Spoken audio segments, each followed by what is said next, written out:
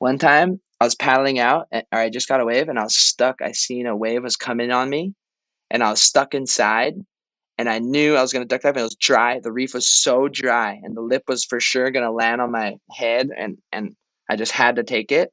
But thank God when it was going down, it was such a bad situation that I went, oh shit. And when I went like this, when I went shit, it smashed my it smashed my teeth into the reef. But luckily I was saying shit and I was just by myself too, but it was like that bad that it just smashed into my teeth only. So my lip, if I was just like this, it would have mashed my whole lips off. But it just smashed the reef into my teeth. And it was actually funny where I came up and I was like, oh, oh, and I was like, and I went to check and I was pulling the reef and the seaweed out of my teeth. And it didn't even like bust my teeth or nothing. It just stuck reef in and kind of chipped my teeth. But I didn't have no blood, no nothing. I surfed. I kept surfing for like a couple hours and I just kept picking it, my teeth, the reef out. But I was like, okay, that one's pretty funny.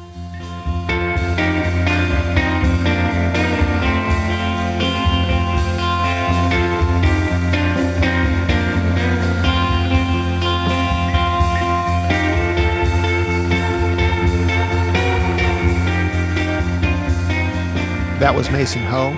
I'm Jamie Brisick. You're listening to Soundings, brought to you by the Surfer's Journal. The Surfer's Journal is a reader-supported publication made possible by sponsorship from Birdwell, FCS, Patagonia, Rainbow, Vans, Vissla, and Yeti. More book than magazine, it delivers 120 pages of independent storytelling in each issue, covering the people, culture, travel, and art of surfing. Members receive the magazine 6 times yearly, in addition to unlimited access to the magazine's archives, discounts in its store, plus subscriber-only access to additional digital content, exclusive film screenings, and sponsor offers. To subscribe, please visit surfersjournal.com. Mason Ho is a professional surfer from Sunset Beach on Oahu's North Shore. A member of the Ho surfing dynasty, Mason is the son of professional surfer Michael Ho, brother of Coco Ho, and nephew to world champion surfer Derek Ho. His father is the second cousin to the famous singer Don Ho. Mason has been sponsored by Rip Curl and Lost Surfboards and is known for his easygoing attitude in interviews. Mason has been frequently dubbed the world's most entertaining surfer. Mason has won the HIC Pro on 2 occasions and won 2 Surfer Pole Awards in 2016, one of which was for the self-produced documentary License to Chill. Okay, so many of us know Mason's clips that go viral on YouTube and get a lot of play. Jimi Hendrix tunes often accompany Mason charging shallow non-waves, ridiculous waves we would never want to go out in or think about going out in. So, away we go. You know, one of the things I wanted to ask you is, I started watching all your clips, and the one thing that I really, really loved was the Jimi Hendrix tunes. Yeah, I love Jimmy. Yeah, tell me how you got into Jimmy, and tell me about your relationship with Jimmy. Oh, how I got into Jimmy? Well, my mom showed me Jimi Hendrix when I was super young. She was really into my mom was a DJ when she was younger. She had all the records of everyone, but she only had a couple like photos and it was I remember she had a Santana in her room and then there was a Jimi Hendrix in her room. So I just knew, okay, Santana and Jimi Hendrix must be the best. And then growing up I'd kind of listen here and there, but not really. When I was young it was almost a little too much maybe or something, but I'd hear one or two nice ones and then my dad would play them here and there. So I was like, whoa, I think I like this. Nice. It goes so well with surfing and in particular your clips. They just seem to be like working perfectly together. You kind of nailed it right there. That was the other whole point of the deal was so as I grew up, I would try to make these like usually one of my friends would film or something when I was really young, and I'd try to show my dad my clips, but he'd kind of like look, but then he'd do his thing, and look and do his thing. I'd be like, Dad, you got to watch the whole thing. check this out. And then I kind of couldn't figure out. And then finally I put some Jimi Hendrix one day to this little thing when I was really young. And my dad's like watching it and he was just glued to it, like, whoa, I love this music with this surfing. And I was just like, ding ding. I'm like, okay, I'm putting Hendrix to my next ones when I'm showing my dad, you know, and then I'd show my dad a different one to like a different Hendrix song, and he'd be like, "Whoa!" and he was all glued again, like, "What?" I remember I'd always be trying to tell my sponsor at the time, it'd be Matt Biolis and Mike Riola, and I'd always tell him like, "Hey, my session today was incredible," or like, "I need one or two more boards, you know, I've been doing airs on my surfboards," and they're like, "You're not doing airs," and you know, I was like 15, 16, and I'm like, "Bro, I almost landed a flip actually, but I didn't, but I'm landing airs," and they're like, "No, no, no." So I started trying to figure out, I'm like, I gotta get this on film and send it to them. And so when I was showing my dad these things, he was like, "Has Matt seen this shit? You gotta send this stuff to him." And then so I would send it off to Mike and Matt and just kind of start showing them. And I noticed when I'd use Hendrix or Santana, just because all of my sponsors actually, it was all kind of like older surfer guys, kind of like my dad or my uncle Derek's age, or all the guys that were kind of signing the checks and picking up the team riders and stuff were kind of older surfer guys. So I started thinking, I'm like, whoa, they're not listening to my rap ones because I like Tupac and a couple guys then, you know. So, and I was like, well, the Tupac goes so good with it, you know, like. But then my dad would be like, yeah, I'm not watching this. I'm sorry. But I started sending them to all the guys, and then Mayhem would write back, hey, I love that Jimmy song you used, or Mike would write back, or my other sponsor, my skate guy, or someone, and they'd all write, well, the Santana was crazy. And I remembered as I started, me and my friend would kind of play with the clips, and we would kind of go down the rabbit holes and start using other people's music to the footage. Mm-hmm. And I'd almost be stoked. I'd be like, whoa, this is cool. Never really. And then all of a sudden I'd be like, wait, let's put some Jimi Hendrix to it and just see what happens, you know? And then we'd boom, put the Hendrix, and it's like, oh my gosh, that like the wave I didn't like or the wave I thought was kind of soft, it looks a little cooler and funny, or even like better, you know, or I hate to say it. And then the good waves look even way more better. So I was just like, whoa, I don't know. Hendrix just like is so perfect with surfing, you know. It's just I noticed it. So I always try to go back there. Yeah, I think it's a really great thing, and it's nice to kind of keep it going because you just sort of, you're like, which song from the Hendrix catalog is coming next, you know? Yeah, yeah, I love it. So Mason, what an amazing family to grow up in. And I looked up to your dad. He's a little bit older than me, but I watched him in the surf mags. I watched him in the movies. And then your uncle Derek, I was on tour with for many years, and I got to know well. No way. Yeah. So if we ran into each other when you were younger, you might call me an uncle, you know? For sure. But If you're with Uncle in the Heat, you're an uncle. can you remember like when you first got into surfing, or when you got stoked on surfing? Yeah, totally.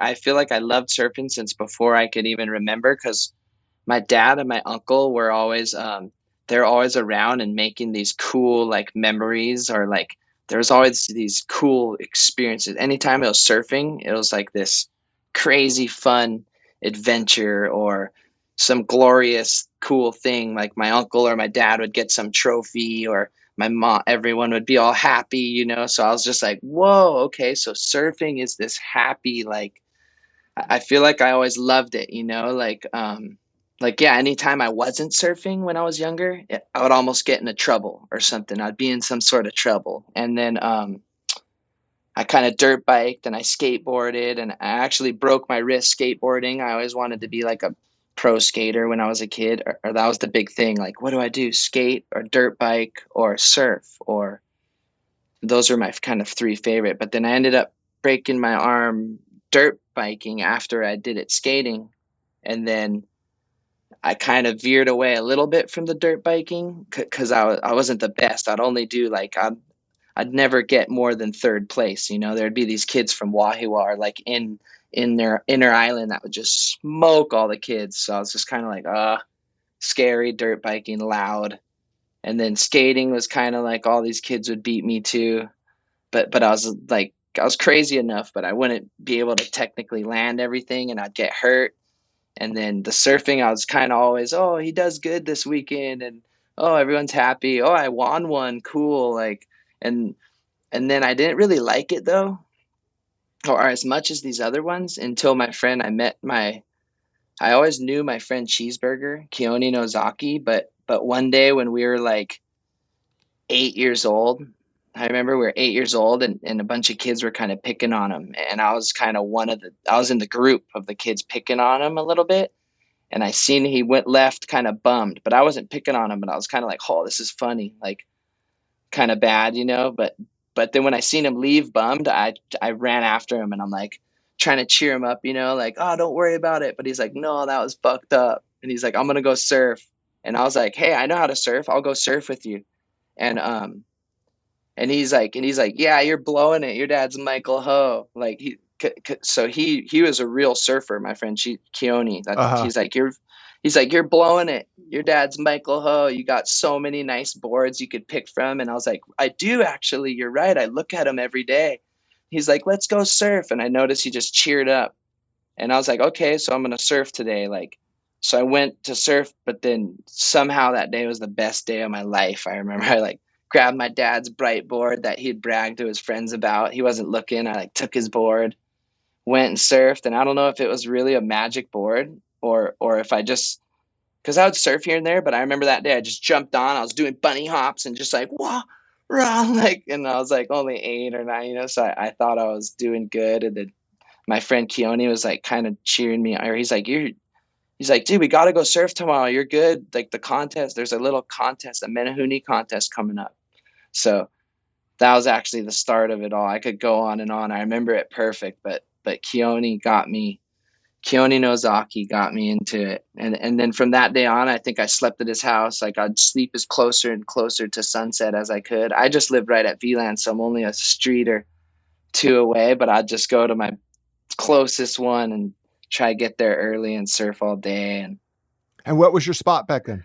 My spot was Shores in Val's Reef. Like when I was 8 and 9 and 10 years old, I would surf Shores. It's this spot called we call Shores, but a lot of people call it maybe some people call it Mother's Beach, and Mm-hmm. it's kind of the inside of Sunset. And then I started kind of right around spring. I'll never forget. I think I started in spring because right when I started, it was bombing, and I remember the waves always being like huge. So I was just like, right when I got into surfing, I was like, yes, it's on. And then it turned summer, and I was just like, I remember showing up to the beach every day, like, oh, where are the waves? And my dad's just like laughing, like you ain't gonna get nothing. You want to go drive with me to the other side? I'll take you anywhere, Waikiki, or I'll take you to Queens, Ala Moana, the east side, the west side. He's like, I'll take you anywhere. I'm like, no, no, no, no. This is my spot. Shores right here. I'm like, it usually breaks all the time. Like, I didn't, when you're a kid, or I didn't feel safe going anywhere yet. I was that fresh. But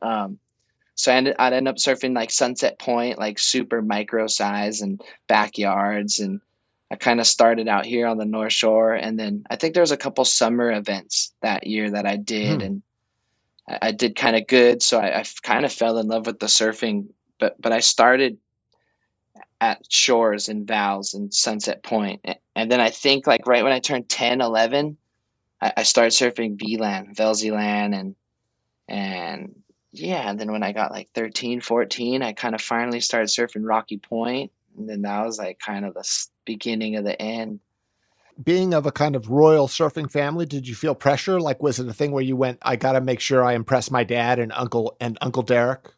Yeah, well, it was actually funny. I think my dad and my uncle did super good with making me not feel that because just growing up before I was into surfing, they would always like there'd always be people telling me, "Oh, you got some big shoes to fill. You got big." I'd always hear that, and I'm like, "What does that mean?"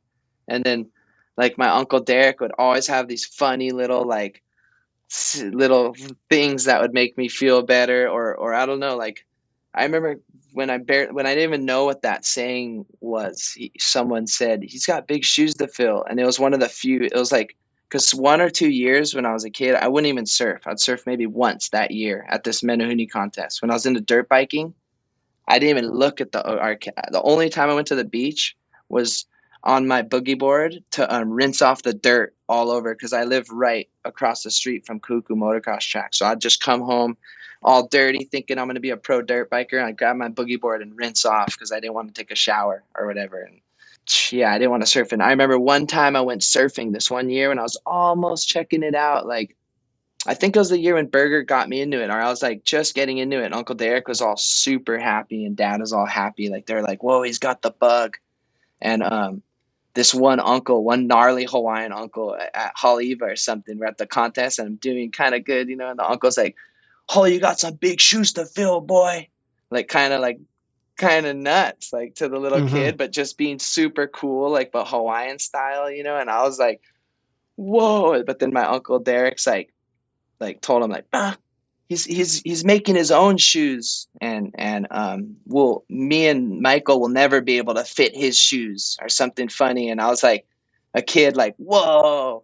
And then the guy's like, oh, I know, but he's like, you know, though, he's like, you know, too. And Uncle Derek's, I know, but he's all, this kid's got the bug, he's gonna make some big shoes or something. I was like kind of like whoa. So there was a point where I was actually old enough where I was like, whoa, I could, like, maybe when I got 16, 17, I remember I was like, because my dad and my uncle, they never, that's another thing they never did was all my friends would surf the XL Pro or the HIC Pro or what they would surf. There'd be all these QSs on the North Shore. And when you're like a teenage kid coming up, I think that's a little hurdle is to figure out what age you should jump in with these intimidating, gnarly, like, or your these surfers, you know, or you probably even Yep. know too. So it's almost like what age do I jump in?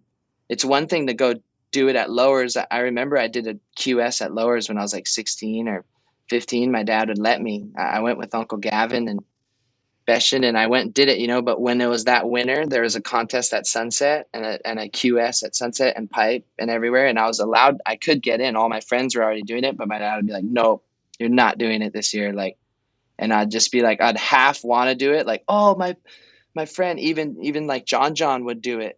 And he's like 4 or 5 years younger than me. And I'd be like, oh, John's gonna do it. I'm ready, you know? And my dad's like, no, just wait. And I remember I caddied for John one year because we were like both we were best friends too. And I went out there just to try to help him, you know, but I was like, whoa, just studying it, just trying to get as close as I could, you know. But yeah, so a lot of my friends got to go before me and it kind of made me like and then but there was also a half of me that didn't want to go because it was kind of scary, and I just knew, okay, it's crunch time. I'm gonna have to battle like Bruce Irons, like because he'd be doing it to kind of keep his seed, and Bruce Mm-hmm. Irons was like my or Andy, you know, and Bruce were like my heroes or whatever. So I was like, dude, there's no way I'm gonna go.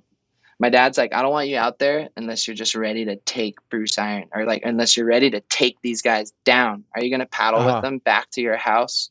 Like like my dad would be like, we'd be at sunset. My dad's like, are you ready to paddle back this guy back to your house? Because my house is around the point Yep. and that's the scary spot, you know? So I was like, nope, I'm not ready to paddle anyone back to the house, Dad. And he's like, okay, wait one more year.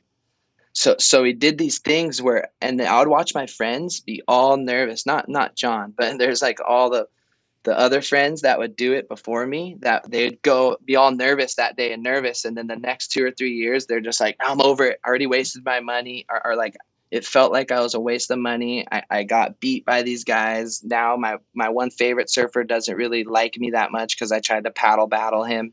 I'm over the whole surf scene kind of like, and I'd just be like, no, I'm ready. I'm finally ready to do it. Let's go take these fuckers on. Like it's like a NSSA, you know? And I was trying to Mm-hmm. tell my NSSA best friends, let's go rip these guys, you know? And they're like, no, it's not what you think. It's these guys are, it's gnarly. And I'm like, I don't know, Dad. Or, I don't know. I feel pretty ready. And then I would actually go out there and be ready for those. I remember my first couple times, I was kind of like having fun paddling these gnarly uncles, you know, back to my house. I was thinking, frick, I'm ready to go to my house, you know, and I got to make a heat or two, and I felt all stoked. And I don't know, my dad. I feel like dad and uncle did a lot of these tricks growing up as kids. It's easy for the kids to just zombie or listen to some coach that's not really that good of a coach, or I don't know, like Hmm. I got really lucky where my dad kind of held me back and then would let me go and then hold me back even with pipe and like all the big waves. I grew up like a little scared, all my friends charged way harder than me like growing up. Like when I was 14, 15, my friends were way more nuts than me. I was still trying to like master the chop pop into the barrel, like, or I was trying to chop pop and barely get close to the barrel and like in my little spot in the inside of shores or like at VLAN, and they're all like, let's go to Waimea today.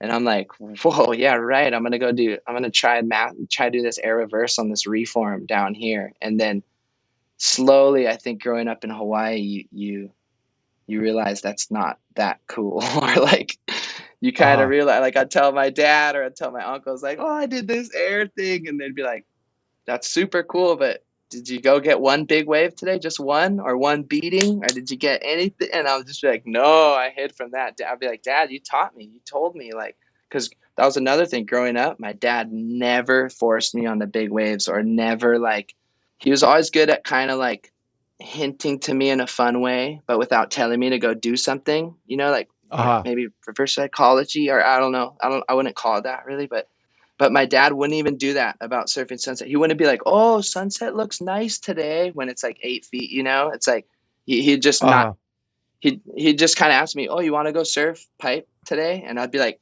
I'd kind of look at it with these eyes and be like, "Should I? Is it the day?" And he'd be like, he'd just see my face and he'd be like, "Nah, I think VLAN perfect west swell today because VLAN Wow. and pipe likes the west swell." Yeah, and I'd just be like, right when he'd say VLAN west swell, like I'd just be like, "Oh, I'm on it, Dad," and he'd be like, "Yeah, get ready for it'd be an NSSA next week, or whatever," and I'd be like, "Oh, I'm going, I'm so stoked," and then my friend would call the house, or whatever. I'd see my friend when I'm running to VLAN. He'd be like, "Hey," with his big gun. "I'm going to Waimea. I need a friend. Come on." And I'm just like, "Dude, my dad told me go to VLAN. I'm sorry." Like, and then we'd go our separate ways. I remember a few times my really good friends, and a few times they went to pipe. And I remember I'll never forget one time they went to pipe on this one Westwell, and they seen this boogie boarder pass away. My friend Burger, my Oh, friend wow. Cheeseburger or Keone, and my other friend John Michael Turner, Becky Benson's son, they went to pipe, and I went to VLAN this one day. I'll never forget it. I think the boogie boarder passed away, and then my friend John cut his knee open, and like, the pipeline was never really the same for my friend. And then Burger still went, but I could tell he was a little baff. Sometimes when I got older, I'm like, "Hey, let's go to pipe," and he's like, "Pat, you get it today. Like, I'll be there tomorrow." And then he kind of would do half, but I was just like, I was thinking of my dad, like, whoa. Like as I got older, sometimes I'd be in the big surf, and I just get these weird thoughts of how good dad is. Like I was like, Uh-huh. how did he do that? Because I never had a gnarly experience at pipe. By the time I was 18, I still was like, I still never had the gnarliest wipeout at pipe. I just had a couple minor ones, but for me, they were probably the gnarliest wipeouts. But I remember when I got 25 years old, I was like, okay, that's what pipeline does to humans. Okay, or like this is heavy. But luckily, I was already a grown man. 25. Now I'm 30, still getting some shit that I've escaped my whole life. But I'm like, yeah, I'm ready for this shit. I love it. So like at what age do you think you started to feel comfortable and felt like you were kind of breaking into it all? I feel like I was about maybe 17 or 18, like at the end of maybe at the beginning of 17. Like when I was 15, 16, I was still getting myself in some pretty effed up situations on accident, growing up living here in Hawaii. And but yeah, I think I was about 17, 18. Once I got 18, my dad already had me in some nice bigger waves that was clean, and I got some crazy good barrels and stuff. So I was like 19, 20. I was just like kind of psyching, like 19, 20. I was probably super psyched. 18, I was just starting to try to grab the big stuff. Yeah. Do you remember like finding your way in the lineup at Waimea and sort of being able to push off over the ledge and feeling like, okay, I can do this? Yeah, yeah, it's actually cool. If I that's another one. If it wasn't for my dad, there's no way I would have ever really got there, I don't think. But there was a few times after my hold down out at Phantoms, I had like a pretty nuts one, and I was like, "Whoa, what do I do now?" When it got really big, I didn't really have a kind of go to Honolulu a couple times, and I was like, "What's my big wave? I want to use my 9.6 again. Like I love that feeling, you know." And then finally, my dad's like, "Hey, like there'd be a Waimea day," and he's like, "Hey, we're going to Waimea." And I'd be like, and kind of try to do the kid theory, but I was already like 20s, you know, and he's just like, nope, nope. Or he's like, let's go, you know. He's like, and then a couple times I'd be like, okay. And then I'd go get one or two big ones and just come in like, thank you, God. And then a couple times I'd be like, no, sorry, Dad, go. And then he'd be like, wow, you're going to make me go by myself. Okay. And then while he's leaving, I'm like, no, no, let's go. So, and then kind of every session I ever had out there was a really fun and cool experience. So I got like hooked on it, and then I started going myself, and then I finally got lit up a few times, and I'm like, okay, this is super heavy. It's interesting watching you have such a range from like being able to do, like twirling aerial maneuvers in tiny, tiny waves, and then also riding really, really giant waves and at spots like Waimea. But you seem really loose in really big waves. I guess like you're managing your fear very well, because if you were fearful, you'd probably be like stiffening up a little bit.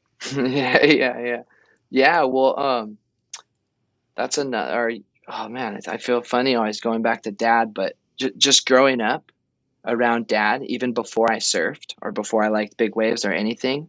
I remember when he'd be with all his friends, or anytime there'd be an Eddie event or anything big, his whole thing was always like, oh, I'm going to just do a big turn, or I'm going to pull in, or I'm going to grab the rail like this, or I'm going to do like, he's like, I don't, he'd always kind of be like, I don't want to look like everyone else. Like, or like, and I'm sure I kind of hear all the big wave surfers wanting to like rip more on the big waves, you know? So I was always like, okay, if I'm going to ride these big waves, I mean, first off, I want to be like my dad, and I want to do what he's saying. I want to do all this weird stuff, what he's saying on the big surf. But I was like, but I also want to. It's cool because it seems like all the other big wave surfers love it too. So I was like, okay, you could kind of get respect from the big wave surfers, and I wasn't born a big wave surfer, or I mean, maybe I was. I'd like to think now, but yeah, like I said, in my teens, I was kind of scared, and my friends were more like, raw, give me that bigger wave. And I was kind of like proud to like, if I could ride a wave and kind of play around on it, I feel like I accomplished or I'm cool with the big wave gang, you know. And then Yeah. and then yeah, and then like you said, if I could do flips and kind of surf these small waves, my dad, that was another thing my dad and uncle would always say, is when I was growing up, there was like this certain time in there was like this time, I don't know the exact years, but maybe the late 90s, 2000s, or early, kind of, there was this time where my dad and Uncle Derek would always do these jokes to all these guys who were trying to like stay on tour, you know? Because my dad and uncle kind of like, they did the tour. They tried to, or they even till my dad's 65 now, still trying to tell me like, airs, I'm going to do airs. You know, he still thinks he's comping everyone. But, Hmm. there was this time where they'd always be like, bruh, if you can't do an air, get off to, or just get out of here. Like, get out of here. They'd tell everyone that. Like, all these gnarly surfers that were like, whatever, you know, or there's a time, you know, but then I'd be laughing because I'm like, Dad and Uncle, like, you guys can't do airs. Like, how are you guys like teasing? Or there'd be, the kids, like the guys I looked up to, like, say Jamie or like not looked up to, but yeah, like say Jamie O'Brien or Joel Centeo or Hmm. Keikoa Bacalso or Fred Patachia. You know, there'd be all these gnarly guys, and my dad would be like, "Bah, yeah, boys, tell all these guys on the QS you can't do airs. Get off the tour." And I'd just be like, "Bro, Dad, you're fucked up." I'm like, "Dude, don't say that." But I was always like, note to self: I have to do airs in case there's some Yeah. uncle out there talking shit.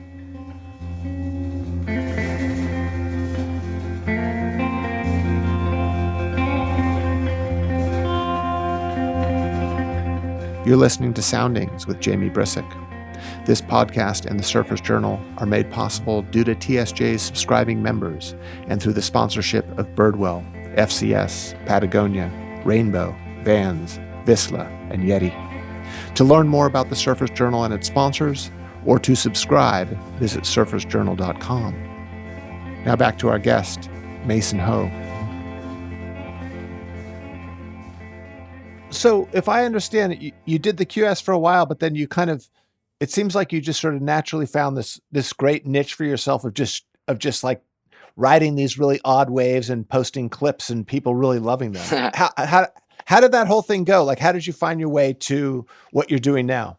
Yeah, no, I grew up kind of doing the contest, so I was super stoked on the contest. My uncle Derek won a world title, so I was always like, oh, I got to aim for the world title. But I was never hard on myself. Like I'd win here and there, but I'd lose a lot more probably, I'd say. And so I would have these tough losses all over. But I always knew if I aimed, like, and me and my dad, or we'd all talk about this and play, but it's always like if you aim to win the world title, it kind of keeps you. It's like it puts on these natural like bumper rails, like when you go bowling, like you don't hit the gutter. If you aim to be if you just want to be a surfer and make it in surfing, like if you just kind of aim to be a world champion surfer, but don't be too hard on yourself if you lose. And you'll hear every single you'll hear every single parent, almost every single coach tell the person, but it's always like, have fun. The main thing is to have fun. Like I've always heard that from everyone.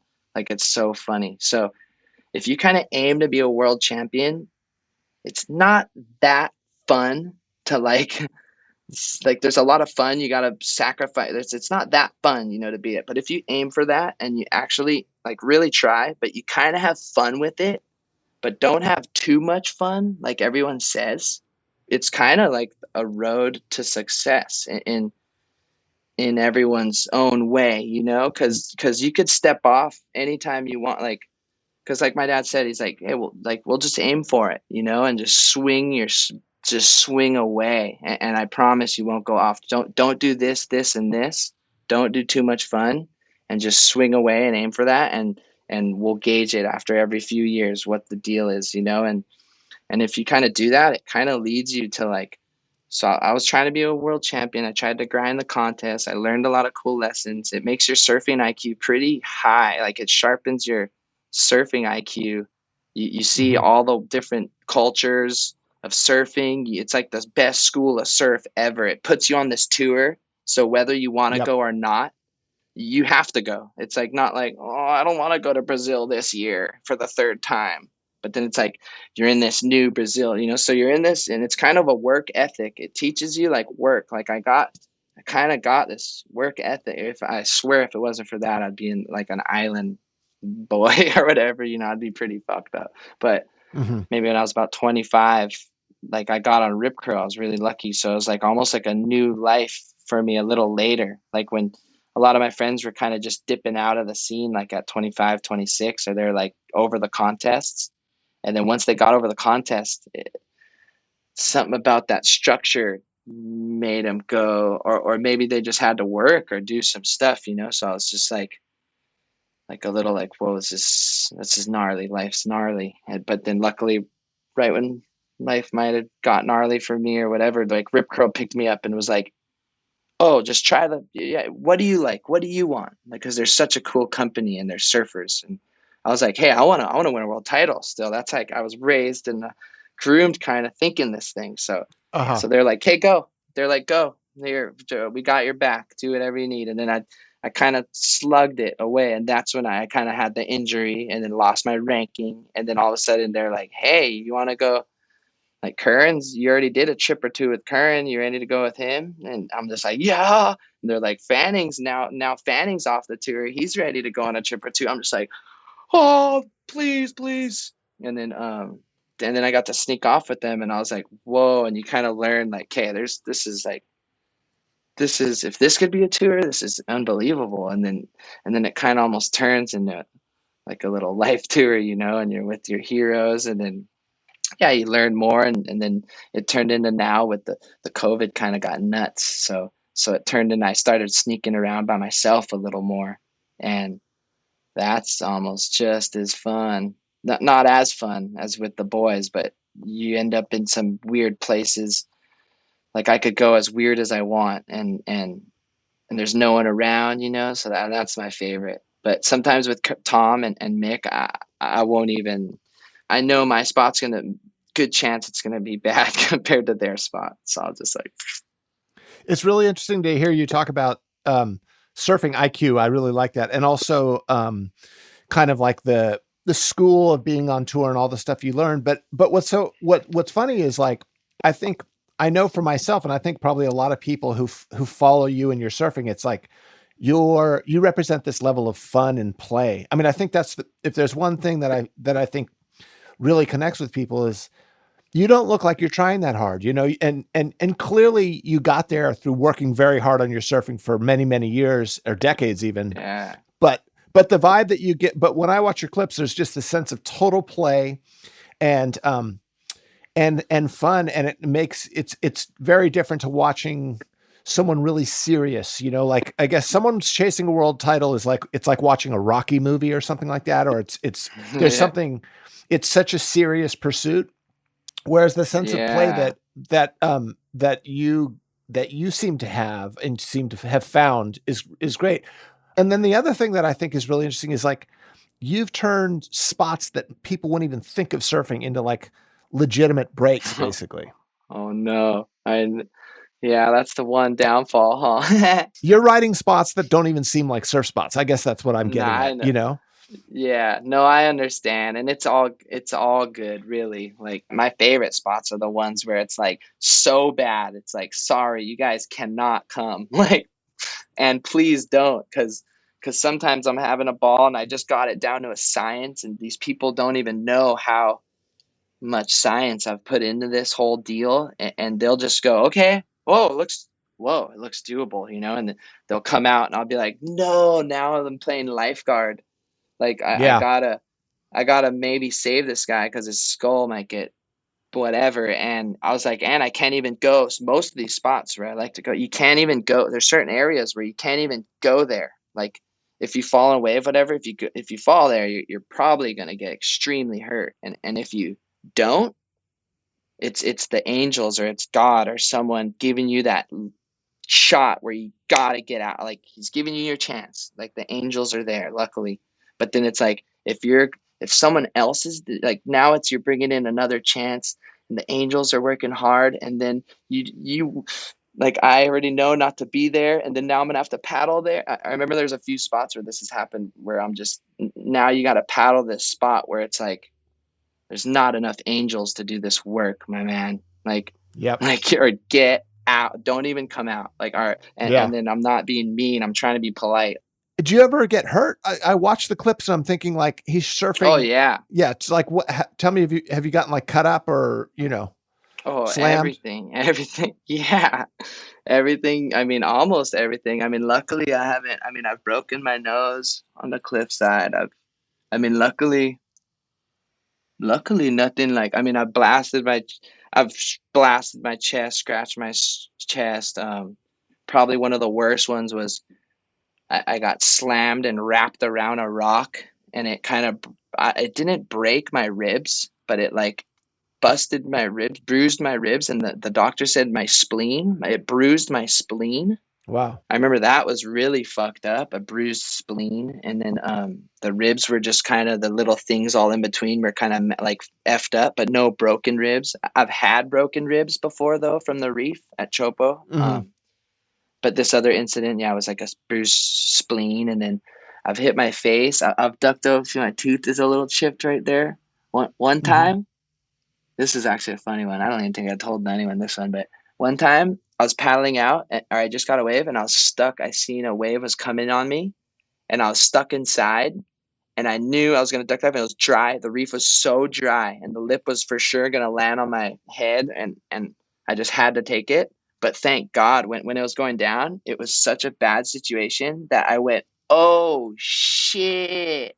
And when I went like this, when I went shit, it smashed my it smashed my teeth into the reef.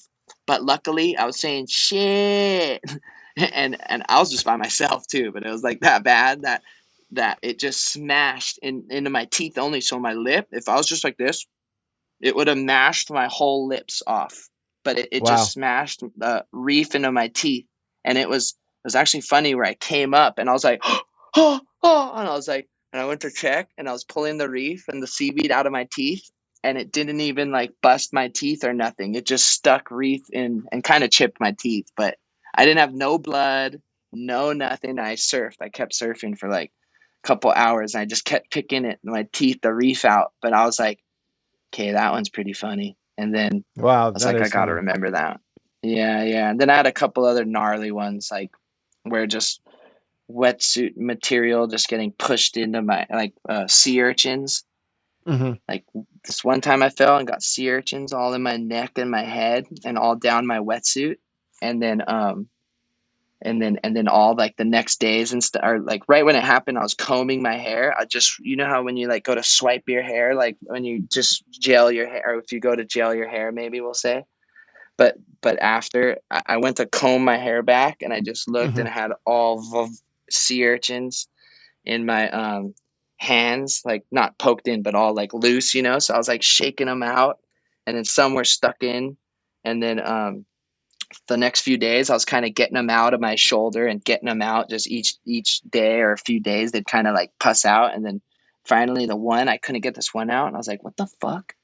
And then I was putting them all in a shell. I had a shell and I was putting all the urchins, or because I had a couple from different spots. I have this shell that I put all the reef that's been in me. I'll just put it in there Uh-huh. if it's big enough. So I went to go, I was like, fuck, I want this one piece. The collection's getting bigger and this looks like a big piece. This might make the collection. So I was like all psyched, and then I got it out and it was my wetsuit, the seam of the wetsuit. Because when it came out, it was still like you know when they make the wetsuit seam, it's like like a spring, you know, or like a little Yeah, the coiled up. stitch. Yeah. Yep. Yeah, the stitching. When I pulled it out, it was still like when I just let go of it, it was all like still the stitching, you know. And I was like, oh, and I put it in the shell thing, so it was like wetsuit material, all the some reef, some Vanas. I was all psyched on it. But then I actually was bummed. I dropped it the other like a few months ago. I dropped it and lost a lot of the stuff. The museum. The museum, yeah. So your sister's a pro surfer, you're a pro surfer, your dad's a former pro surfer. What's the household like when you were growing up? What was it like having breakfast with the family? Yeah. Um, yeah, no, it was actually always pretty fun and cool. My I mean, my main memories is just waking up and eating cereal with Coco. Well, me and Coco just eating cereal, watching TV, getting ready for school. That was kind of my main one growing up. Or my mom or my dad would make some nice, you know, the eggs and rice and fish, or eggs and rice and steak, or eggs and rice and whatever, you know. They'd always make some nice, cool thing. But as we grew up, I still get to have breakfast and dinner and everything with my dad and my sister, and I feel like I'm super lucky, and it's super cool because it's just like surf talk. What an incredible upbringing you've had, Mason, because if I understand it right, so you've got your dad and your uncle, and then your grandfather was like a Waikiki Beach boy, if I got that right. Yeah. Yeah, yeah, he was like a super well respected beach boy, kind of like on the whole island. He kind of had a dude, it's crazy. He actually kind of they would camp out for like 8 months at a time, you know, and they like when they didn't have enough money to make rent or whatever, you know, my grandpa would tell the family, you know, oh, we're going camping, and my uncle Derek and my dad would be like, no, not the camping trip, but he would either camp on the North Shore at the one. This would be like in the '60s, you know, like like so he would either have his one friend on the North Shore that he would be able to just pick wherever and post up camp, or he'd go to the West Side, post up at Makaha for like, or my family's from the East Side, so he'd post up on all the gnarly places on the East Side, and then during the weekends, or the way to make the most money was you'd have to post up on the South Side, the South Shore, because Waikiki, that's where he was as a beach boy, that's where you make the most money. You could teach the tourists and help everyone with everything. So my dad and my uncle actually pretty much lived on every side of the island at some point. So so as they grew up, they were like, as they were kind of 16, 17, 18, probably 20, 21, whatever, they were like, oh, the west side, oh, this is home. Uncle Buffalo and Uncle, or for them it was the other uncles. It was like, and then here at Sunset there'd be Uncle like John Bull and like all these gnarly uncles that like were the first guys who pretty much ended up selling the whole place, like. So they were kind of like, oh, I'm at home. They'd go to the west side. Oh, I'm at home. Go to the south side. Oh, I grew up here. I'm at home. Go back to the east side. Oh, this is, yep, home, home. So it was like they kind of had this feeling of being home everywhere. And I love then it. just, yeah. So just growing up with them telling us the stories, it almost makes me and Coco like, we'll go to South Shore and be like, oh, this is home. Because my mom's family is actually from Ala Moana. You kind of feel like home everywhere you go. So Well, that's so cool. And then it's sick. isn't Don Ho, the musician, related to you guys? You guys Yeah. Yep. Don. So that's my dad's dad's brother. okay. Don's the man, dude. There's nut stories about Don Ho. The family stories are too funny and too cool. They almost don't seem real. Did you ever meet him? No, I never got to meet him, but I know my dad and my uncle would go do a lot, like would go show up to a couple shows, and he'd like bring them up on there, and then a couple times I remember being a kid and my dad coming home one time and telling a story about how like Don brought him up, and then my uncle was the only one who was able to play because my dad's not that good. He's like, you kind of have to walk him, you get him started. My dad on the he knows how to play, like he's done tons of jams, but he's super funny. It's like the night when he does it, it's like in out. So like every time he starts, I watch him start from scratch. He's like, okay, what, and then he'll kind of get it going, But I think during this one show or something, like Don wasn't gonna walk him through on the show. So and Uncle Derek already knew how to jam. So my dad always crack up about it, like, "Fuck, your uncle is so good at the music. I'm not. It takes me a while." And I'm like, I'm always laughing. But yeah, I think one time I remember Uncle Derek got the jam with them up on the thing, and then my dad like like sitting there, and this finally was like, "Fuck, I can't do nothing. I'm getting off the stage." It's kind of. Do you play an instrument? Do I play? I mean, I try to play every single, to be honest, I can play a lot of instruments, but very, very like average or even below average. I was never able to like pick one up and just rip it. Like there, I went through a guitar phase. The guitar was like, I wouldn't say it was my first one, but it was kind of my main. I remember I was like, I gotta learn this guitar thing. Like, I'm such a fan of creating like a melody or like making your own melody, and like, because I feel like I got the crazy ear for it. And my mom always says that. She's like, oh, you always find like, because I'll kind of go through her stuff and be like, I like this one. She'd be like, wow, like that's your uncle, that was your favorite, your one uncle's favorite, or this one or that one. I'll be like, oh, I knew Uncle Derek would love that one, or whatever. But I feel like I got a little ear for it. But I was gonna say I kind of play like the harmonica, all the stuff.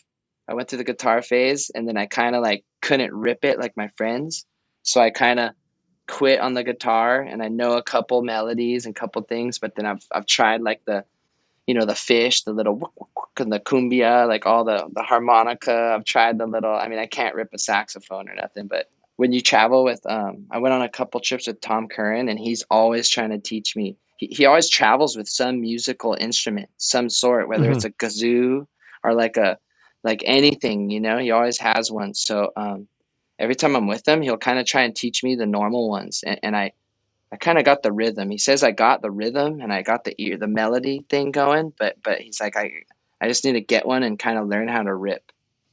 And I can't rip any instruments though. What's it like hanging with Tom Curran and going on a trip and having dinners and hanging around? Oh my gosh, that's like that feels like I'm in church or like more than or it's like it's just the coolest feeling because I got to grow up with my dad and my uncle Derek, and from probably you hearing me or how much I look up to them and how like it's just like just surf. I'm just such a surf student, that any surf teachers or professors or grandmasters, anyone I could be around, like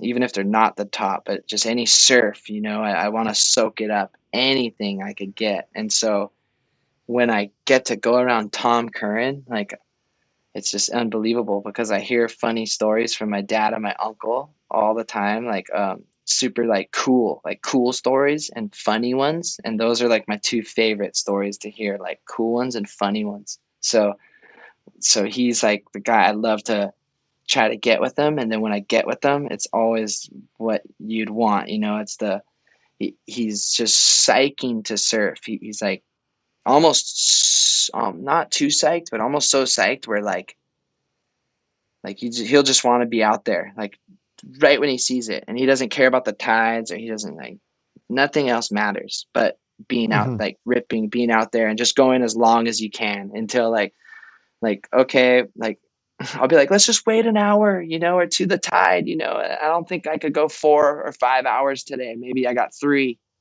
or for the one sesh, and then he'll just be like, I'm out there. And I'll be like, okay, if you're out there, follow, like zombie, boom. So then, yeah, but then we'll surf till we like can't even move, and we'll come in. He'll be like, like, who cares? We missed the high tide or the good tide, Who gives a shit? How good do you feel? How nice was that surf? Oh, and then I'll notice, if I had it my way, we um we would have waited an hour or whatever I was thinking, and then it wasn't as good as I thought. So it's almost like I don't know if I overanalyze a few things sometimes, but sometimes when I think I'm on it, he's on it, Or my dad does that same thing where it's like this old school thing where it's like you see it, if you see it and barely even feel it, just get on it. It's Mother Nature, Or that's what even they say too. Is like I'll be like, oh, that's weird, I thought the tide. I'll kind of try to let them know, hey, I almost cooked it, but let me tell you why. Like I thought the tide, and they just be like, Mother Nature. Well, Tom always had that thing where it was in heats where a wave would come from like a heaven sent wave, like the waves were not doing that day, and suddenly Yeah, it pops up right when Tom needs it. yeah, It was like this love strange that, like sixth sense with it all. dude. It's actually funny you say that because I've always noticed that too, and this one time the waves were at this one spot where the waves were good on this inside ledge, and then there was a bomby on the outside, and we already had a couple days on the ledge, but he was like, let's get that bomby. Let's get the bomby. And I was like, oh, the bomby, like, but then it was summertime coming into my winter. So I was like, oh, maybe I'm just going to tell him I'm on this Tom Curran training camp. Like, I'm just getting ready. I'm going to go bomby, like, whatever you say, Tom. So he'd like paddle me out to this bomby. He did it like 2 or 3 times. He'd paddle me out to this bomby, and we'd get out there, and he just somehow this wave would come, like you said, and he'd chip right in and get out, and then there wouldn't be another wave, and I'd just be sitting out there like, bruh, and I'd be looking at all these waves that would miss the bomby and hit the inside ledge, and I'd just be like, and I'd just see him on the cliff. He'd catch his one wave and just go to the cliff and watch him, and he'd sit on the cliff, and like I was like, whoa, he's watching me, or he's watching the ocean. Like if I just get a wave, he's technically maybe watching me. So I was like, so I'm like, come on, make him proud on the bomby, and I'm like thinking I could like rip it or whatever, and yeah, no, I just remember it'd be like the wave would break every 30 or 40 minutes, and you'd have to be right in the spot and then if you missed it, it'd be another 30 minutes. So there was like these 4 or 5 days where he put me out on this bomby, and I finally hit me. I'm like, bruh, or I was like, I'm in the Tom Curran school. He's teaching me how to manifest. Because when I was out there, I was just kind of like static thinking, just is he always watching the ocean, where's the reef, where's this, da, da, da, or whatever. I was just, and then all of a sudden I was just like, I remember it hit me where I'm like, dude, I'm like, you're in the Tom Curran school right now. What would Tom do? What does he do? What's the deal? And I just started trying to like, I don't care where I'm at, this feels correct. I don't care where that reef shelf is, I don't care. Manifest. And I just started just and then all of a sudden the waves would come and I'd kind of get on a couple and get it going. And then I wanted to tell him like, hey, were you like, was I in your school out there? But I was just like, I ain't that bad, you know. I'm a little geek. I'm a surf geek, but I won't yeah, I won't bum out the professor with that one. Fuck. I knew I was in his class. But I love the word manifest, and it's funny. I think about that a lot because I think when you're really in the groove with surfing, there is this level of like you're manifesting, right? And are you kind of in your head with it all? Like, are you always like I grew up alongside Brad Gerlach, and Brad always had his two fingers going. He would be like, Yeah, we'd be sick. we'd be like psyching up for heat, and he'd have his fingers riding a wave, kind of like mind surfing, but he'd have his fingers would be Yeah, literally moving. two of And them. Yeah, I can almost feel it now that you yeah, say it. but are you in that headspace a lot? Oh, for sure. Yeah, every dude, I've played with it as much as you can, and and for me, I'm trying to avoid these crowds too. So now I'm trying to play with earlier than the earlier than the when's best for the place, or later than Mm-hmm. where's best for the place. So you're not with all the packs, the herds going to these places. So it comes down to like, for me, it's been manifesting that my window that I'm traveling to these places are going to be good, because I've noticed even if forecasts are firing for the places, you could show up and the wind kind of made the angle change. So it's almost like nowadays I've been just trying to play with manifesting these forecasts and just like really wanting it at first, to the point where you pull your trigger, you get everything ready, you have fun, and then just completely let go of it. Like, you want it, manifest it, get it there. Okay, I'm gonna put down the dough, I'm gonna do everything, boom, boom, boom, boom, boom, and then all of a sudden you got to just let go and be like, fuck it, go Mother Nature. Like, what do you want to do? But lately, that's been my theory. Is I've been just trying to just forecast every day, and then right when I buy it, I don't even look at the forecast ever again until I'm there. And then not even there, like, maybe have some of the locals, oh, I heard tomorrow's going to be the good day, and I'm like, hey, I thought the forecast, and maybe I'll peek at the forecast one time, but I'll be like, hey, I think the forecast was saying in 2 or 3 days, but the locals like, no, no, no, it's tomorrow. So it's almost like, I don't know, it helps. There's a Yeah, for me, it's been manifesting. It's been the biggest thing ever, and it's been for just the trip. Yep. Yep. So on the manifesting tip, what are you looking at for the next couple of years? What do you want to do? Whoa. I mean, probably just exactly right here with you in 5 years or something, talking about how hard or how much we've been scoring waves. And now, yeah, to be honest, probably in the next 5 years, 4 years, I just want to be, at the moment, I just want to be doing kind of the exact same thing, just chasing, or just getting as just the perfect uncrowded, or just the last. It seems like the whole uncrowded thing, it's like slowly going away. So I just want to milk all these places that are kind of getting crowded. I just want to like score them as hard as I possibly can, and just have like a lot of memories and good times from all these places. So when I get older, like in 5 or whatever 10 years, I'll be super stoked that I got all these places that I kind of loved, and I got them before maybe they get blown out. Because even a few of them now, I never thought I'd ever see it in my life, but there's been a few places I grew up going to as a kid, and now there's hotels in front of them, or like there's these things going down where they're changing the waves, and it's just super sad. I try not to think about it too much, but I couldn't even imagine in the future from now, like till in 10 years, I don't even want to think about what's going to happen. So I just want to have fun and milk them all as much as possible until I get to come home and focus on a nice family, hopefully copy my dad. And so I'm going to kind of go that same route, just kind of when I have a family one day. But that hopefully in like 6 years, start the family. 5 years, still surfing. I like it. When you're not surfing, what do you get psyched on? What do you do? Yeah, when I'm not surfing, what do I get psyched on?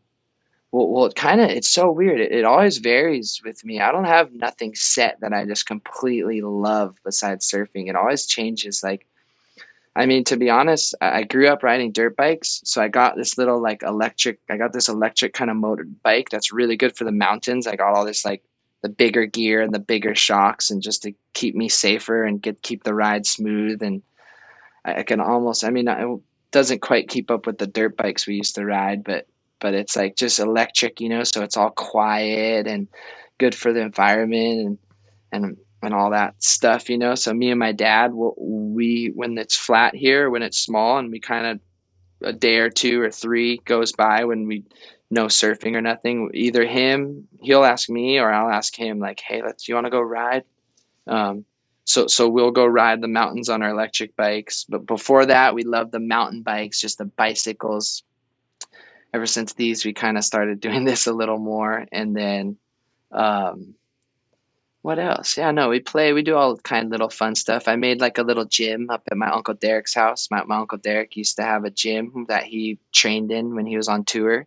And so I kind of redid the gym when he passed away. I redid the gym and kind of tried to make it exactly how he had it. I like took off all the stuff, cleaned it, but made a couple new things. He had like a ping pong table, foosball. It's like a game room, and the weight set and all the stuff. So I just kind of replaced, put it all brand new. And so I like to go up in there, do the sauna, play ping pong, hit the punching bag for fun.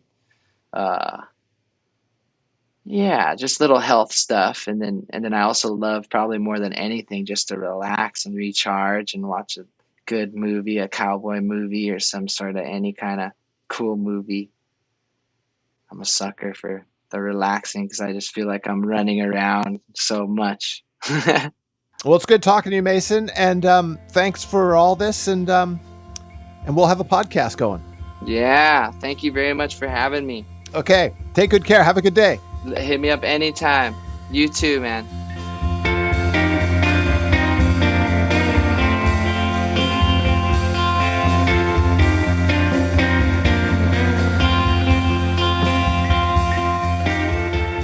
Soundings is produced by me, Jamie Brisick, and Jonathan Shifflett. You can find it on Apple, Stitcher, and Spotify. Our theme song is Ocean Parkway by the Gun Trusinski Duo. You can find more of their music on Spotify. Soundings is brought to you by the Surfer's Journal, a reader-supported publication made possible by sponsorship from Birdwell, FCS, Patagonia, Rainbow, Vans, Vissla, and Yeti. The Surfer's Journal is published 6 times a year. Along with the magazine, subscribers receive unlimited access to every article from its 30-year archive, as well as members-only access to additional digital content, exclusive film screenings, and sponsor offers. For more information, visit surfersjournal.com. Thanks again for listening to Soundings, and we will see you again.